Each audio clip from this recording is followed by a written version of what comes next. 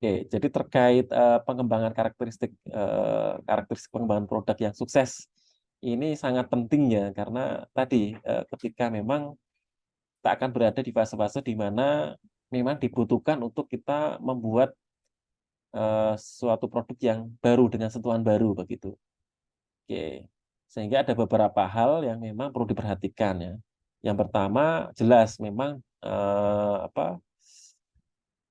kualitas ya.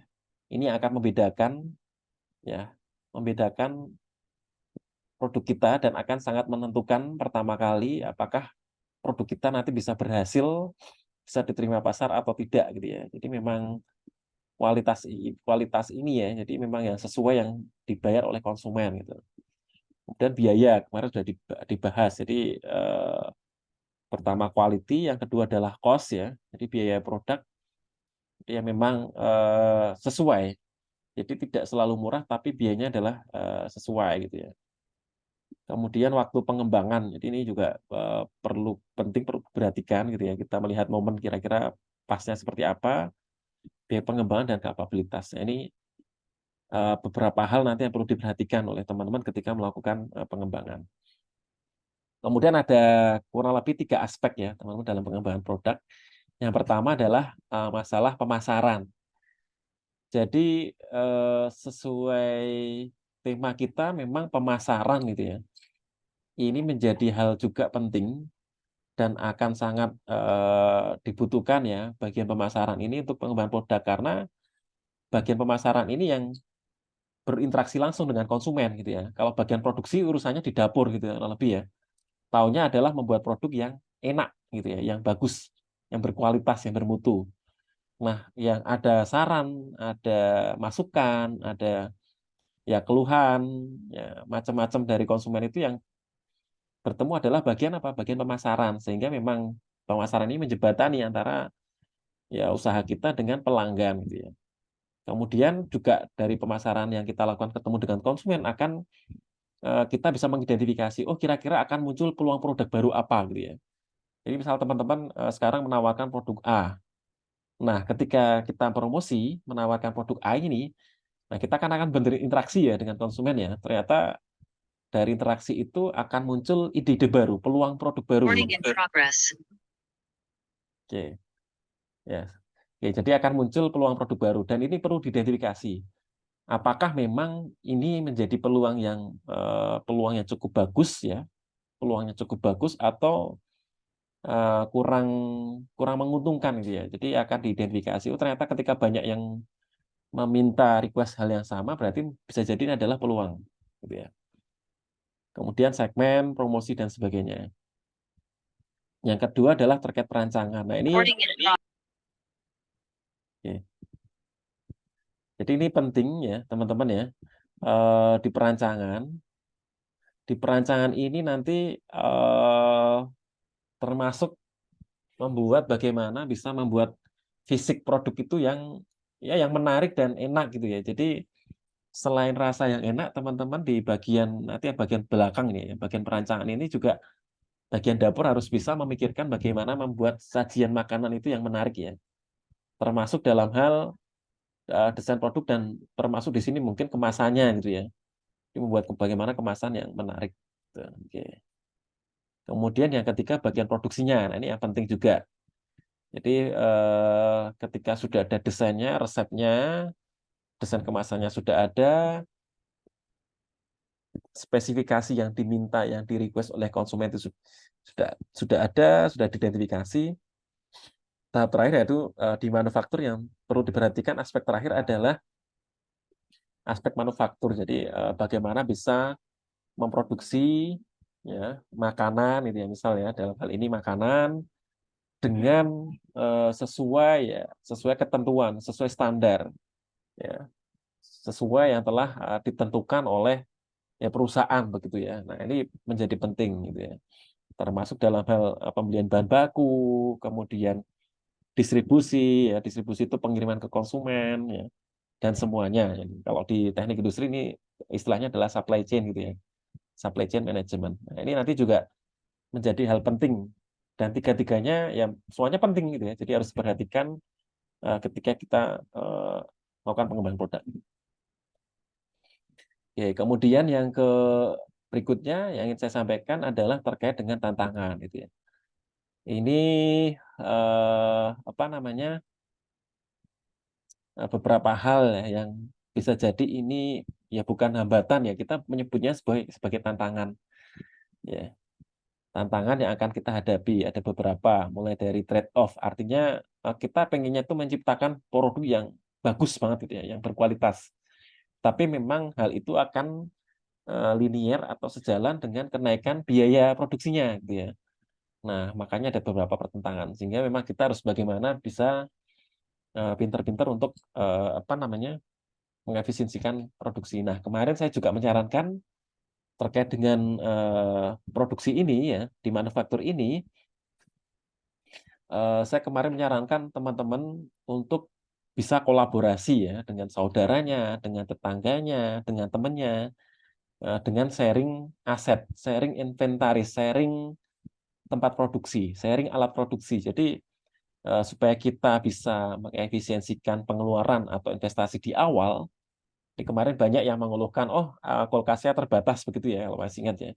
Kemudian alatnya hanya ada 1, 2 terbatas, sehingga kapasitas produksinya terbatas. Nah, dengan konsep sharing, ya, jadi teman-teman kolaborasi, jadi mengajak partner, mitra untuk bisa memproduksi bersama.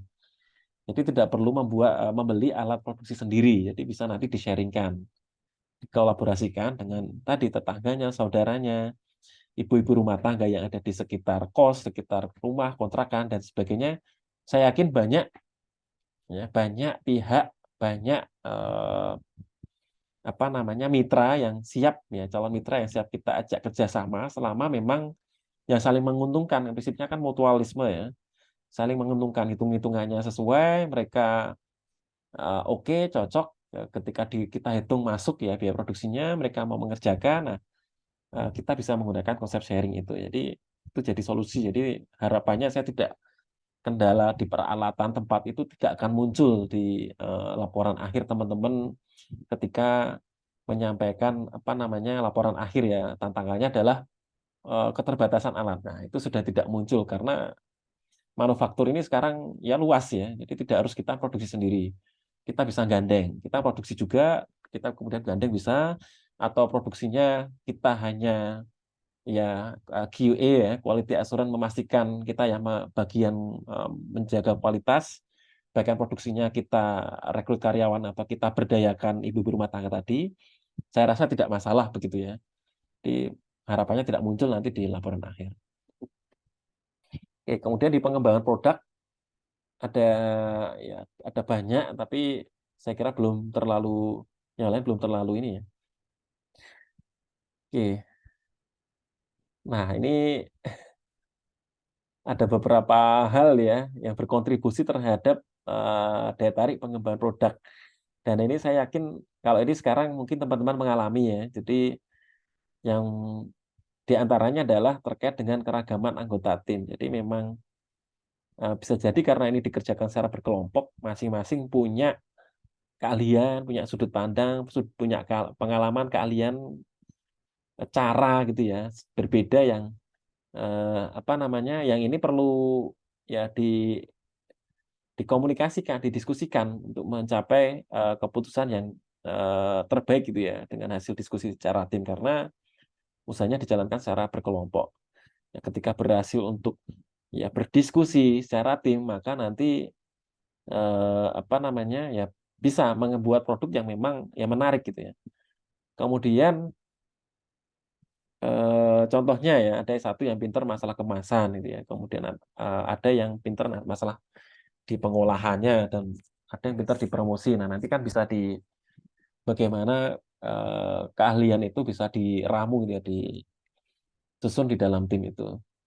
Kemudian semangat tim ini yang juga perlu. Jadi semangat tim ini tidak hanya ketika menghasilkan keuntungan yang tinggi gitu ya, tapi bagaimana tim itu ketika ada salah satu anggota tim yang motivasinya rendah gitu ya, atau sedang bad mood ya, atau sedang tidak dalam kondisi yang stabil atau kurang semangat gitu ya. Nah, nanti anggota tim yang lain bisa memberikan motivasi, bisa memberikan semangat gitu ya ke anggota tim yang lain. Nah, ini pentingnya dan mengapa kita membuat usahanya secara berkelompok. Karena ketika ada satu atau dua, atau misal timnya berdua ya, misal ada satu anggota tim yang ada kendala, susah ya, satunya nanti bisa menyemangati dan seterusnya. Jangan sampai nanti dua-duanya down gitu ya. Ya, jadi harus saling menguatkan gitu. Dan ini saya yakin sekarang teman-teman mengalami ya. Jadi bagaimana bisa komunikasi, bisa ketika susah itu ya susah bersama, ketika nanti dapat laba, omset tinggi itu juga senangnya senang bersama begitu. Oke, saya kira itu beberapa hal teman-teman yang terkait dengan apa namanya pengembangan produk secara singkat ya, yang saya mudah-mudahan saya berharap bisa memberikan penekanan atau pemantapan ya, ya dalam beberapa hal yang sekarang dialami. Mungkin sambil pemasaran juga teman-teman masih memikirkan bagaimana supaya produknya itu selalu lebih baik, lebih baik. Ya, karena kita prinsipnya adalah kemarin saya sharingkan tentang apa Kaizen, teman-teman ya, Kaizen. Continuous improvement. Jadi ya kita selalu berpikir untuk bagaimana selalu melakukan perbaikan-perbaikan supaya produk kita ya mutunya terus terjaga, ya konsumen selalu puas dengan produk kita dan usaha kita juga bisa maju gitu ya. Dengan kita apa namanya terus melakukan hal-hal yang seperti ini. Oke, yang pertama yang ingin saya sharingkan tentang itu. Oke.